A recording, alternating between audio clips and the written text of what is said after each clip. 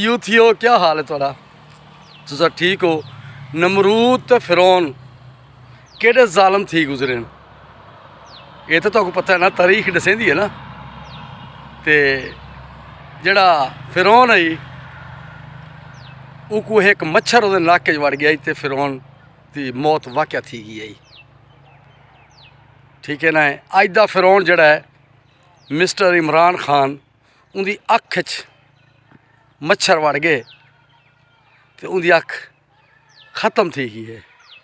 इमरान खान को समझ में नहीं चाहिए जड़ी उत्ते रब की ज़ात है, जड़े स्टेज पर खड़ के इमरान खान अल्फाज बोलेंदा रह गए, तोबा नौज़ बिल्ला, वो अल्फाज ही को ना बोलने चाहिए हैं।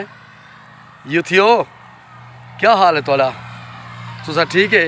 दूजी गाल यह है तुहाडा इमरान खान बहुत जल्दी मुबारक होवे, करोड़ दफ़ा मुबारक होवे तुहानू कि बन्नी गाला दे विच शिफ्ट थी वन वाला है, क्योंकि उनकी एक अख निकल गई है ना, मतलब दूजी निकल वजे वो बहुत जल्दी बन्नी गाला शिफ्ट थी वैसी छुटसी कहना मत आखो छुट वैसी दोबारा जेल है वैसी 2 महीने बाद।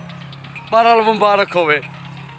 जिवें फिरौन दी नक दे विच मच्छर वड़िया तो मौत वाक़या थी गई है ना, इनकी अख च मच्छर वड़ गए।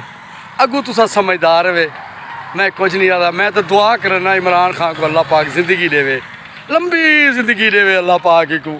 बद दुआ नहीं से दे असा